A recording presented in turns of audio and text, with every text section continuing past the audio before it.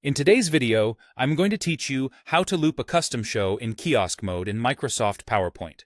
This is perfect for unattended displays at events, lobbies, or trade show booths where you want a curated set of slides to run on repeat full screen without anyone clicking through manually. Start by opening your PowerPoint presentation. Make sure the file already contains the slides you want to display and that your custom show is prepared. A custom show is simply a defined subset of slides from your deck, arranged in the order you want. It lets you play only those slides, rather than the entire presentation, which is ideal when you're tailoring content for a specific audience or use case. Next, go to the Slideshow tab at the top of the PowerPoint window and click Set Up Slideshow. This opens a dialog that controls how your presentation behaves during playback.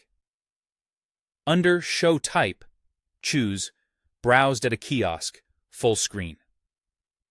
Kiosk mode is designed for unattended viewing, so it locks the presentation into a full-screen experience and restricts navigation to on-slide controls like hyperlinks or action buttons. This helps keep your display on track and prevents accidental clicks from jumping to unrelated slides. In that same dialog, locate the Custom Show option and select the custom show you want to loop.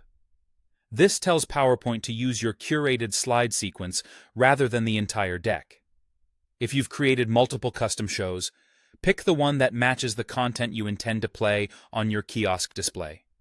Now check the box labeled Loop continuously until ESC. With this enabled, your custom show will start over automatically as soon as it reaches the final slide, and it will keep looping until you press the Escape key to exit.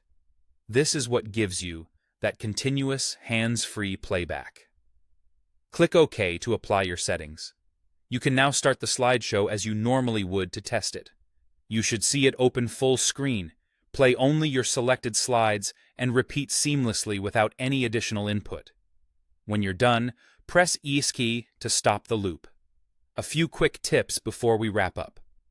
Because kiosk mode limits navigation to on-slide controls, make sure your slides include the hyperlinks or action buttons you need, or that you've set slide timings if you expect automatic advancement.